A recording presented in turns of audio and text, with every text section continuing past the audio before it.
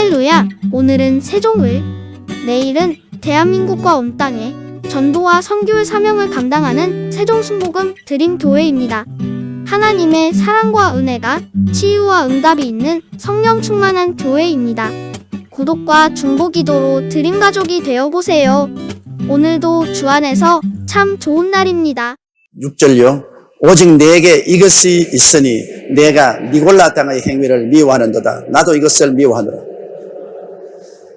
이 니골라 땅은 어떤 학자들은 초대교회 7집사 중에 니골라라는 집사가 있었는데 그 니골라라는 집사가 이 당을 만들었다고도 하는 사람이 있습니다만, 니골라 당의 그 근본적인 의미는 뭐냐면 이것은 히브리적인 것이 아니라 헬라적인 사상입니다.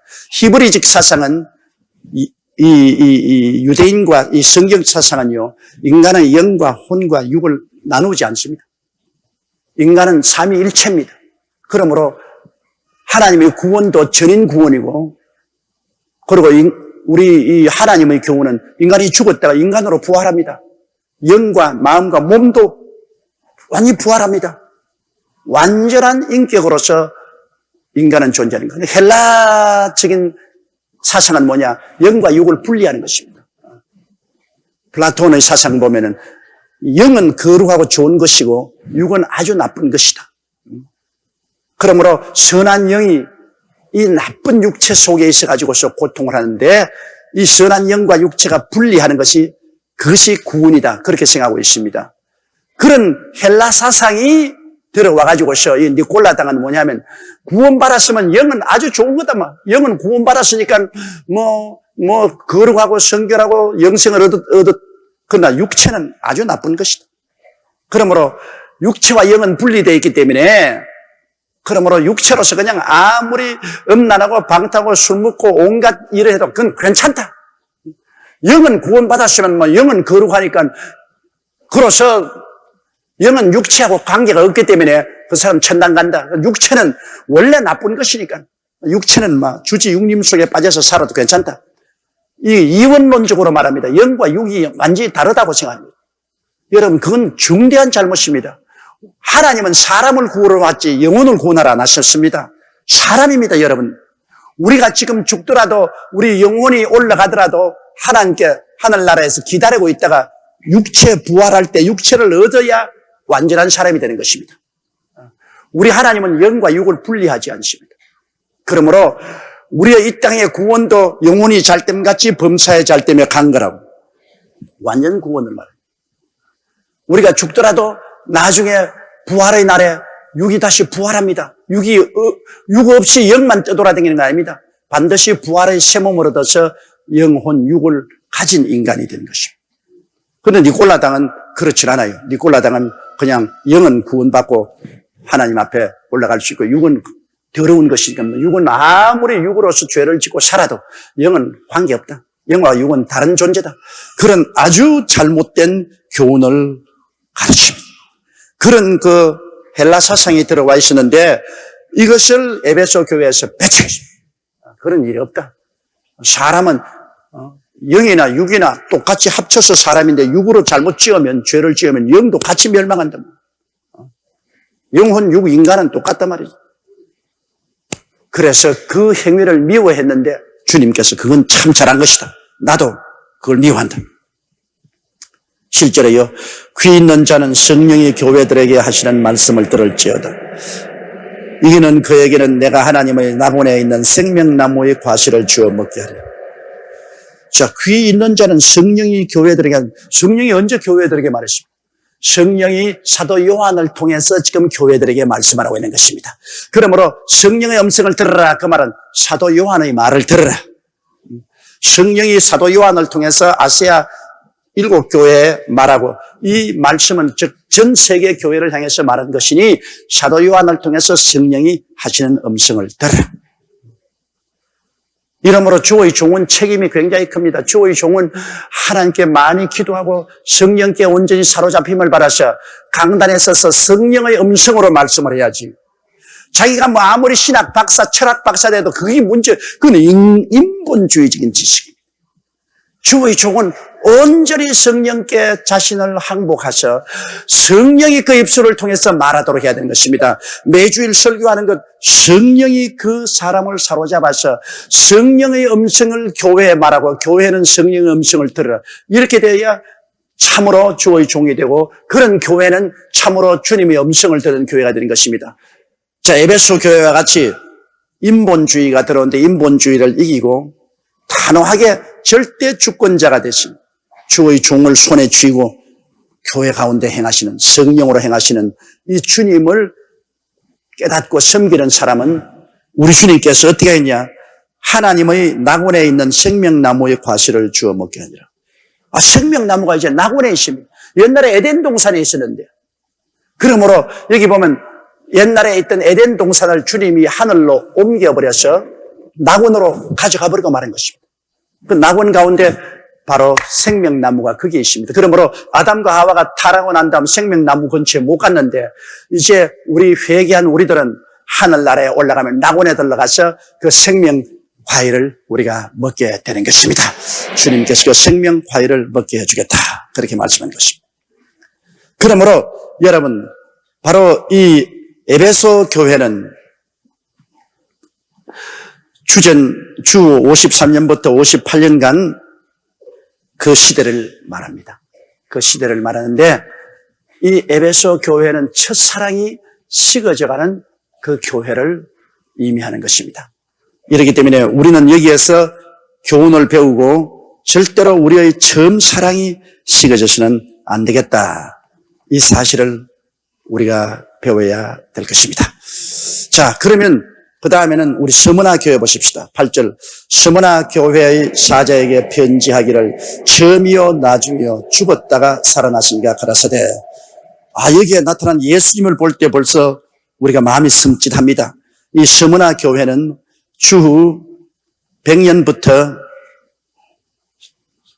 312년 콘스탄티누스 대제가 기독교를 로마에 인정할 때까지, 그러니까 주 100년부터 312년까지 그 교회사 시대를 말합니다. 물론 그 당시 서문화 지역에 있는 교회를 보고 말하고 또 온 세상 교회로 말하지만 역사적인 상징적인 연대로서는 주 100년부터 312년까지 있던 그런 교회를 의미하는 것입니다. 이 서문화라는 것은 크라시드 머라고 해서 진리게 놓은 방부제라는 것입니다. 몰약이라는 것은 죽은 시체에 썩지 않게끔 방부제를 칠하는 것이 몰약인데요. 이 서문화 교회라는 서문화란 말은 진이겨 놓은 몰약이라는 것입니다. 그러니 아주 그 교회는 어마어마하게 그냥 핍박으로 진이겨질 것을 말하는 것입니다. 이게 여러분 보십시오. 에베소 교회 신앙이 식으니까, 첫사랑이 식으니까 그때부터 환란이 다가오는 것입니다. 그때부터 큰 시련이 다가오는 것입니다. 첫사랑이 식으면 시련이 다가와요. 가정에도 첫사랑이 식으면 부부간에 싸움이 일어납니다.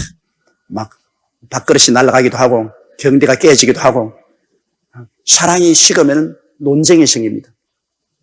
반드시 사랑이 식으면 하나님께서 깨뜨립니다.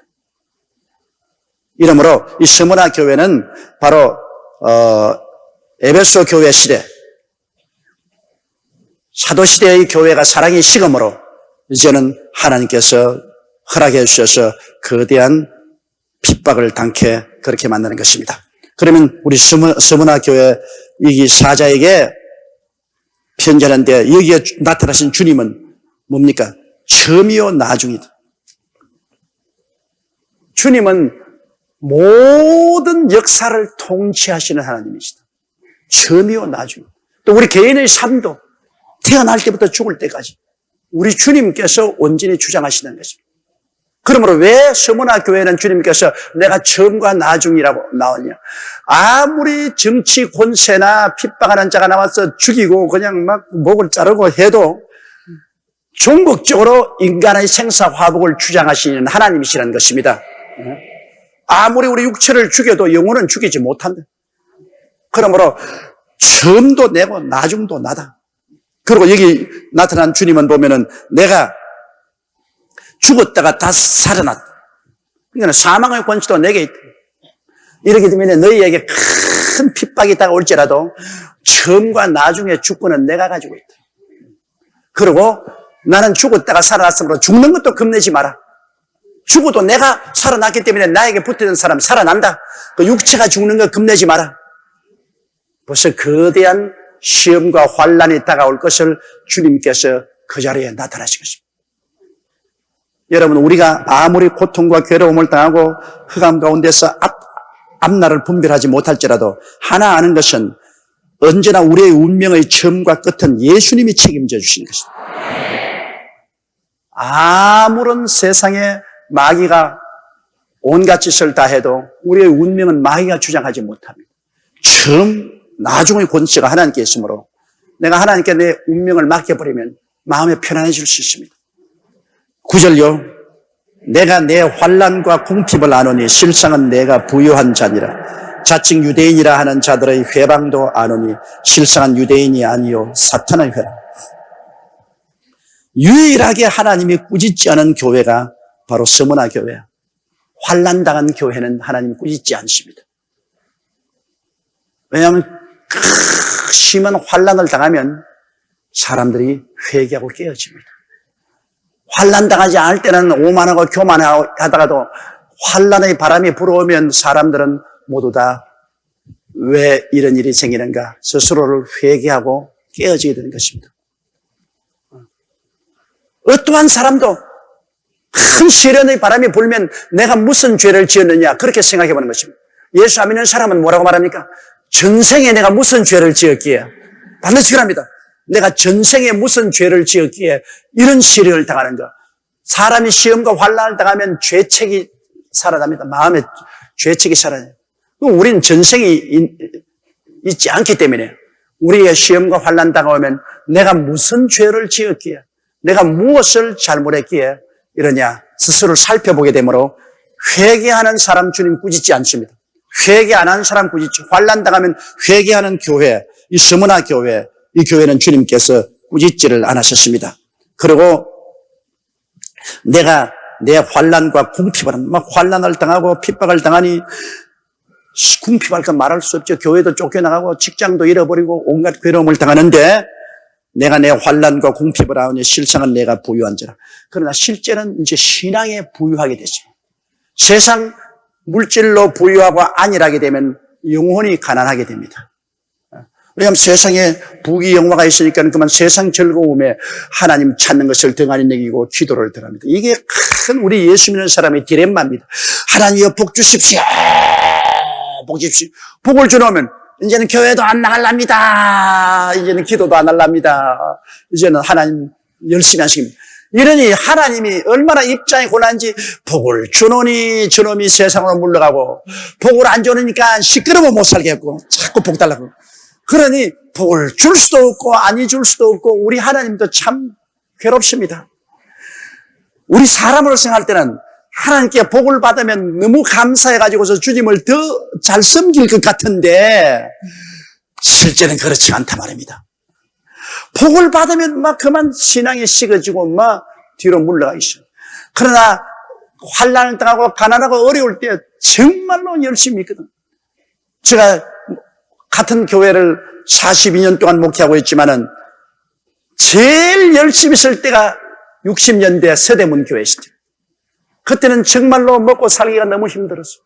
내가 하루 종일 최자실 목사님하고 현저동, 아현동하고 온 데를 우리가 걸어다니고 버스 타고 다니면서 신방을 하는데 아침에 떠나서 저녁에 갈 때까지 어느 집에 가도 밥 한 끼 주는 집이 없었습니다.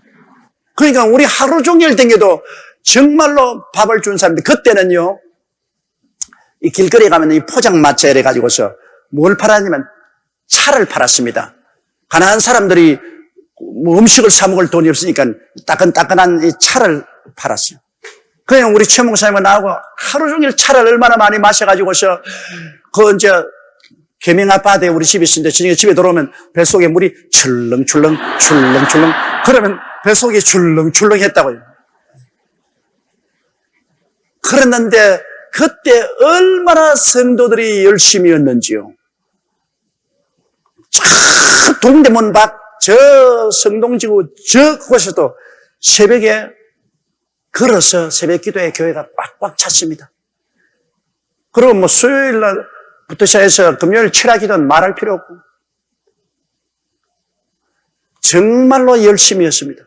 가난하고 헐벗고 굶주릴 때 실제로 육체적으로는 가난하지만은 영적으로는 아주 부유한 것입니다. 왜? 참 그때 생각하면 기가 막히게 그냥 막 연탄 난로를 갖다가 방 안에다가 피워놓고 방 안에다 피워놨어. 내가 지금도 머릿속에 하나 남는 것은 아이가 연탄을 방 안에 피워놓고 막 찌꺼기띠 깔아놓고 이렇게 막 이렇게 사는데 그 부인이 폐병이에요. 30대 젊은 여자인데 폐병인데 또 어린애는 가지고 배는 남산만 합니다. 그 남편은 밖에 나가서 일당을 얼마 받아서 그 오면 있으면 먹고 없으면 안 먹고 그 집에 이제 신방을 가는데 연탄 뭐 그냥 그대로 피어난데 뭐 연탄 가스가 집에 가득해요. 그런 데서 얼굴이 그냥 창백한 그리고 막 너무 못 먹어가 예외 가지고서 막 꼬챙이 같은 데 또 어린애는 또 가져 있고 뭐 그런 상황. 그런데도 연탄 가스 중독으로 안 죽는 거 참 희한하거든.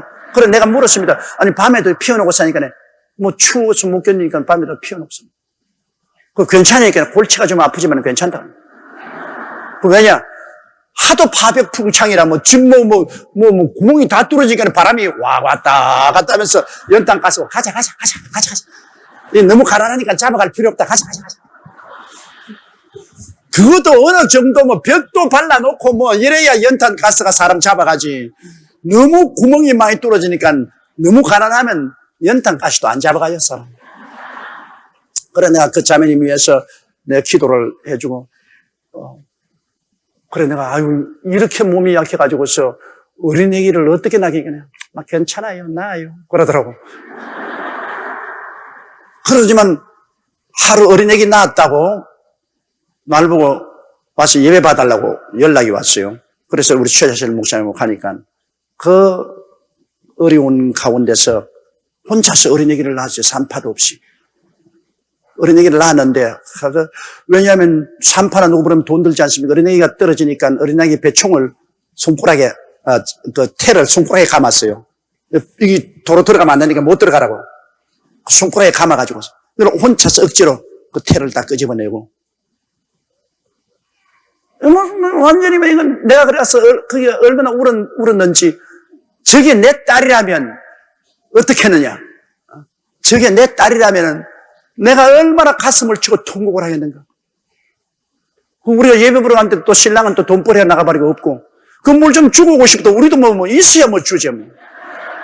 그래 눈물로 기도해주고, 그런데도 그가 불행하다는 말 안 해요. 나는 너무나 슬픕니다. 너무 불행하다고. 그래도 뭐 태연하게 뭐 웃으면서 하나님의 은혜로 어린애기 잘 낳았습니다. 그래 괜찮으니까요. 하나님이 복을 주셔서 괜찮아요. 지금 어디가 사는지 모르겠어. 지금도 우리 교회 나오는지 내가 그 자매님 머릿속에 늘 생각이 돼요. 그 얼마나 원망하고 탄식해야 되겠는데 그 어려운 가운데도 주님을 섬기니까 그 어려움을 다 극복하고 예수님 안에서 희망을 가지고 살더라고요. 그러므로 여러분 반드시 인간의 행복이 물질이 많고 적음에 있지 않습니다. 그 마음이 얼마나 부유한가에 있는 것입니다. 하나님이 그 마음을 점령하면 모든 환경적인 괴로움과 어려움을 극복할 수 있는 마음의 위로를 허락하여 주시는 것입니다. 그래서 내가 내 환난과 궁핍을 하노니 실상은 내가 부유한 자라. 여기 자칭 유대인이라 하는 자들의 회방도 하노니 실상은 유대인이 아니요 사탄의 회라. 유대인이라는 것은 뭘 상징하냐? 율법을 상징하는 것입니다. 자칭 유대인이라 하겠어요. 율법주의. 유대인은 십계명을 지키고 환례를 받아야 된다. 그래야 구원받지, 안 그러면 구원받지 못한다. 그래야 큰 소리하고 우리는 십계명을 다 지키고 우리는 환례를 받았다. 너희들은 환례 받지 않고 계명 안 지키면 구원 못 받는다. 이 유대인들이 주장하는 것이 그겁니다. 바울 선생이 늘 그들하고 싸웠는데 이 서문화 교회에도 와가지고서 오직 예수를 믿음으로 말미암아 구원받는 그 신앙을 어지럽게 하고 너희들이 계명을 지키고 그리고 환례를 받아야 된다. 그렇게 한 그러나 성경은 여기에 말하기를 유대인들이 그런 신앙적인 혼돈과 회방을 가져오지만은 실상은 그 유대인이 아니고 사탄의 회라. 율법주의자는 사탄의 회입니다. 오늘날 우리들은 그 은혜를 인하여 믿음으로 말미암아 구원을 얻는다니 이것이 우리에게서 난 것이 아니요 하나님의 성물이라 행위에서 난 것이 아니니 우리가 자랑할 것이 없습니다. 따라 말씀해서 오직 믿음으로. 믿음 이외에는 구원받을 아무런 조건이 없습니다. 새 언약은 예수님이 십자가에 못 박여 몸을 찢고 피를 흘려서 죽으셨기 때문에 예수 그리스도를 믿는 믿음 하나만 가지고 용서와 의를 얻게 되고 성령을 받게 되는 것입니다. 근데 구약 시대는 그 시내산의 언약은 뭐냐? 행위입니다. 환례를 받고 십계명을 지켜야 구원을 받는다. 그러나 구약에 십계명을 지킨 사람이 있었나요? 의인은 없나니 하나도 없었습니다. 그럼 하나도 없었는데도 불구하고 이제는 구약은 지나갔고 신약 시대 예수님이 갈보리산에서 우리가 새로운 언약을 맺었는데 그것은 믿음의 언약입니다. 옛날에 시내산에서의 언약은 행위의 언약입니다. 모세하고 맺은 언약은 행위, 십계명을 지켜야 구원받는 행위의 언약입니다. 예수님이 맺은 언약은 이거는 믿음의 언약인 것입니다. 그런데 이미 지나간 시대의 것을 가지고 와서 이제 너희들이 믿기만 해서 구원받는 건 아니다. 율법을 지키고 할례를 받아야 된다. 이런 것을 서문화 교회에서는 단호하게 배척했습니다. 그런 엉터리 같은 소리 하지 마라. 우리는 오직 예수를 믿음으로 말미암아 구원을 얻는다. 그 유대인들이 굉장히 신앙적인 회방을 하고 그리고 그 율법주의자들이 일어나가지고서 오히려 로마 황제에 숭배하지 않고 예수만 섬긴다고 해서 고발도 하고 그래서 잡아 죽게끔도 하고 했는데 그 율법주의자들은 내가 보낸 사람이 아니다. 그거는 사탄의 회다. 마귀의 짓이다. 오늘날도 한 가지입니다, 여러분. 율법주의자들은 자기도 율법 못 지키면서 다른 사람에게 율법 지키라고 합니다. 우리는 예수를 믿고 구원을 받았기 때문에 우리는 율법을 지켜서 거룩하게 되려고 하지 율법을 지킴으로 구원받는 것은 아닙니다, 여러분. 우리 구원의 조건은 믿음밖에 없습니다. 믿어서 구원받았기 때문에 하나님 자녀답게 살기 위해서 율법을 우리가 지키는 것이지 율법을 지킴으로 구원받는 것은 아닙니다. 이것을 잘못 이해하면 큰일 나는 것입니다. 10절요. 내가 장차 받을 고난을 두려워 말라. 볼지어다 마귀가 장차 너희 가운데서 몇 사람을 옥에 던져 시험을 받게 하리니 너희가 10일 동안 환난을 받으리라. 내가 죽도록 충성하라. 그리하면 내가 생명의 면류관을 내게 주리라.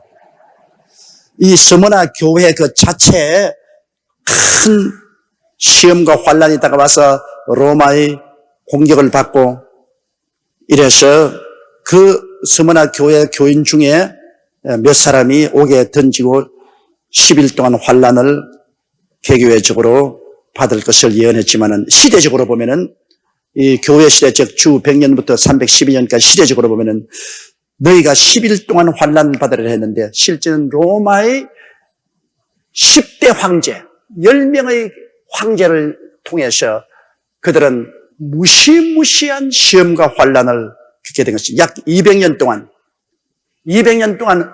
이 서머나 시대의 초대교회 이후에 이 서머나 시대 주 100년부터 312년까지 한 200년 동안에 말로 다 할 수 없는 큰 시험을 받았습니다. 그때 여러분 로마 10대 황제의 박해로 죽은 그리스도교 수가 500만 명쯤 되는데요. 오늘 인구 비례를 보면은 약 1억에 가까웠습니다. 그러므로 요사이 인구 비례를 말하면 핍박을 해서 1억 명의 예수 믿는 사람을 죽였다는 것입니다. 여러분 1억이라면 얼마나 많은 숫자입니까? 어마어마하게 로마가 고라파를 통치하고 있을 때 안에 로마 정부가 10대 황제가 계속 일어나서 이 서머나 시대 기독교회를 핍박했습니다. 그러므로 여러분 에베소 교회 사랑이 식어질 때 그 다음에 다가오는 시험이 얼마나 무서운지 보십시오. 하나님이 허락했습니다. 하나님이 허락하지 않고 어떻게 10대 황제가 일어나서 예수 믿는 사람을 이렇게 짓밟았습니까? 그건 왜냐? 하나님은 알거든요. 하나님은 죽어봤자 육은 죽어도 영은 더 좋은 데 오는 것이기 때문에 괴롭지가 않아요. 사실 우리가 죽음 저 건너편에 무엇이 있을까? 그것이 두려워서 벌벌 떨지. 하나님은 네가 육체가 죽어서 올라오면 그때보다 훨씬 더 좋은데 뭐 죽는 거 겁내지 마라. 그러나 너 회개하라. 회개시키기 위해서 주님이 이 무지막지한 로마 황제를 통해 가지고서 그 예수 믿는 사람을 막 진이긴 몰약처럼 주님이 진지긴 했어요. 이 세상에서 육체는 죽으나 영혼은 구원받을 수 있기 때문에 그 영혼을 잃어버리지 않기 위해서는 육체를 하나님이 진직일지라도 내놓을 때가 많습니다. 그러니 여러분 신앙이 타락하면 얼마나 무서운 핍박이 다가온다는 것을 알아야 돼요. 하나님이 회개시키려고 우리 영혼이라도 건지려고 어마어마한 시험과 환란이 다가옵니다. 그러므로 예수를 믿은 사람들이 한결같이 신앙의 정조를 지키고 뜨거운 신앙을 유지해야지 그 신앙을 여러분 잃어버리면 큰일 납니다. 정말 큰일 나요. 열흘 동안 환란을 받아야 하는데 그 서머나 시대의 환란 보면 첫 그 로마 황제가 네로입니다. 네로는 주 37년부터 68년 동안에 나라를 다스리는데 그 네로의 어머니가 네로가 16살 때 그 남편 왕을 독살했습니다.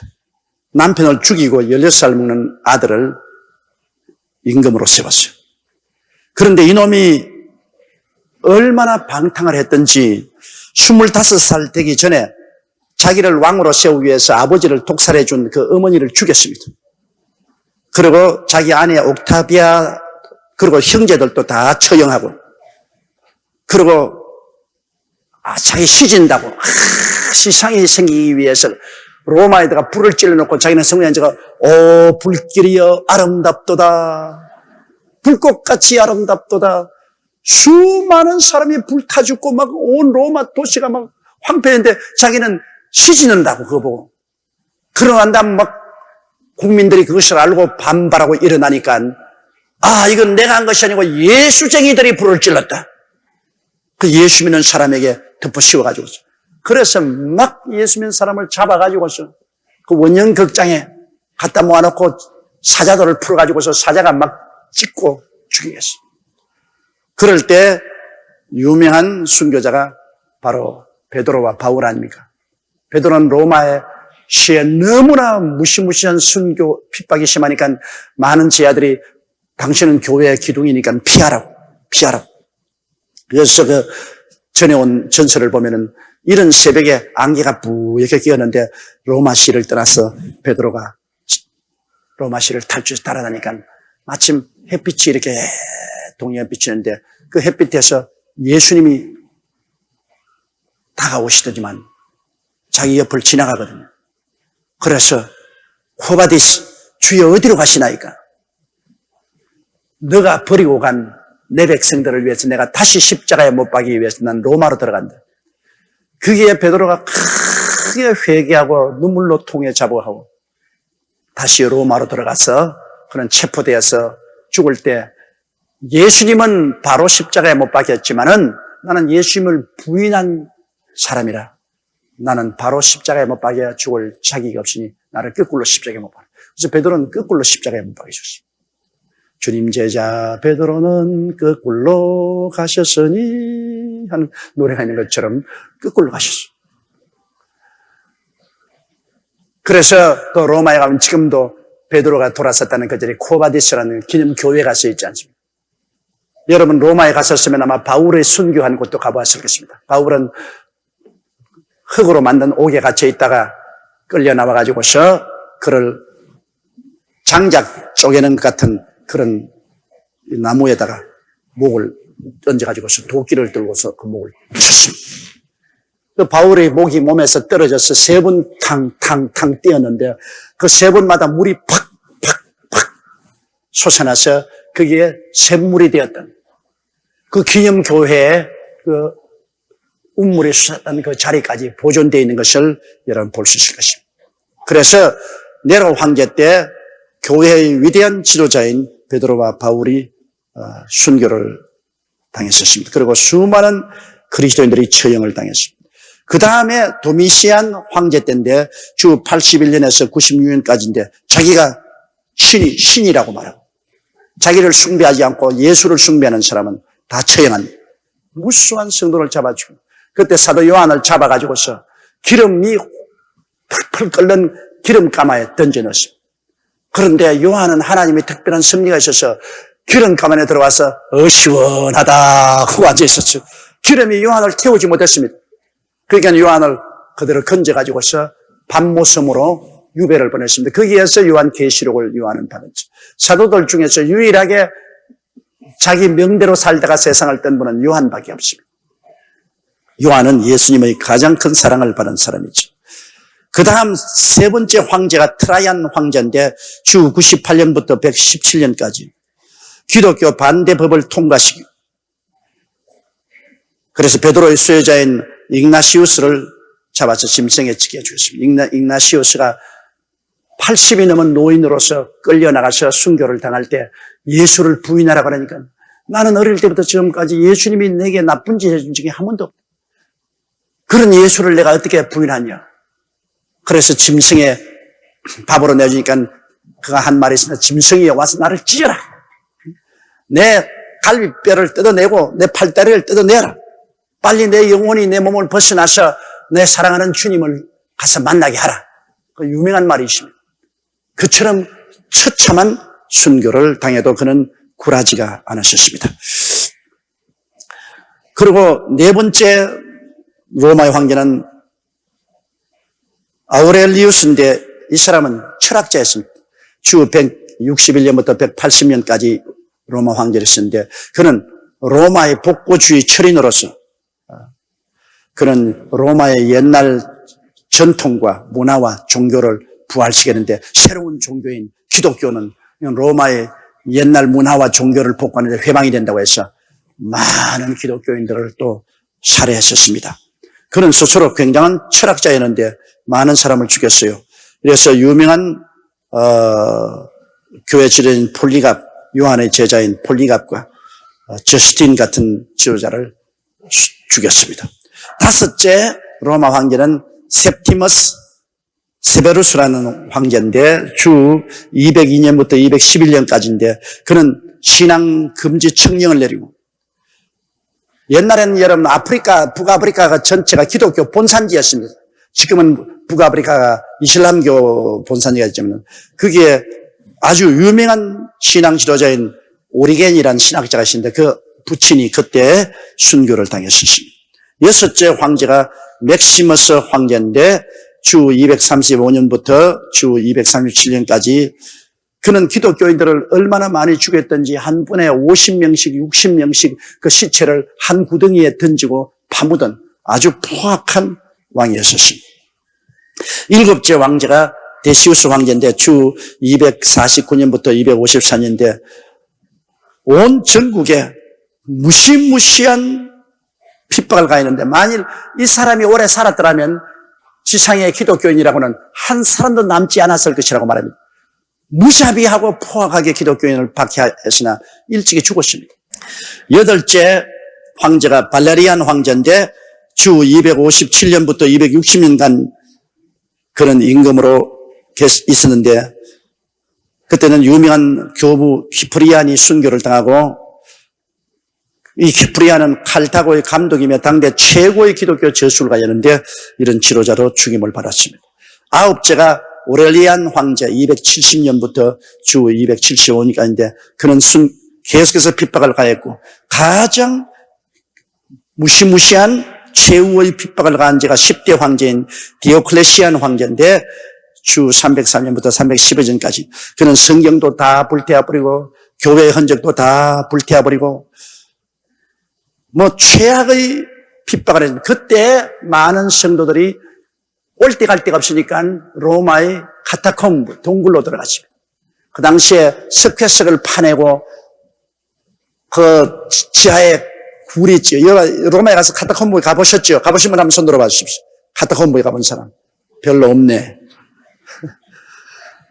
땅 속에 파고 들어가면 거미줄 같이 돼 있어요. 그거 안내자 없이 들어갔다가는 못 나와요. 옛날에 일본인 한 사람이 거기 감이 들어갔다가 그만 흔적도 없이 사라져 버렸습니다. 들어가면 못 나와요. 그렇게 거미줄같이 그냥 땅속을 이렇게 굴을 판. 거기에서 기독교인들이 피신해가지고서 죽으면은 그 시체를 벽에다가 파묻었어요. 벽에다가.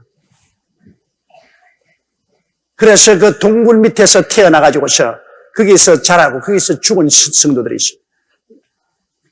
햇빛을 보지 못하고 카타콤보에 있어요. 낮에는 어떻게 숨어 나와가지고서 직장에서 일하고 먹을 걸 구하면 몰래 또 동굴에 들어가고. 그러니 동굴이 너무 이렇게 거미줄같이 되어 있기 때문에 그걸 못 잡으러 못 가요. 이리 가면 이리 피하고 저리 가면 저리 피하고 잡을 수가 있나요?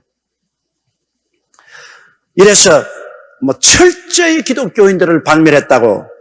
그래서 그는 기독교 박멸 성공 기념비까지 세웠습니다. 그랬는데 그가 죽고 난 다음 25년 만에 기독교가 국교가 되어버리고 마는 것입니다.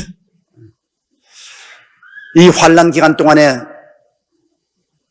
200년 이상 햇빛도 못 보고 수많은 사람들이 카타콤보에서 죽었습니다.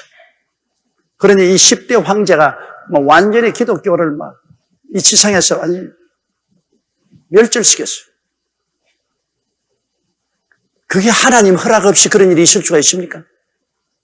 마치 유대인들이 신앙에 타락할 때 아수르나 바벨론으로 포로로 잡혀가서 거의 그냥 진이겨진 것처럼 초대교회 신앙이 타락하자 주님께서 이 서문화 교회 시대 주 100년부터 312년까지 서문화 시대 어마어마하게 핍박을 통해서 교회를 성결시킨 것입니다.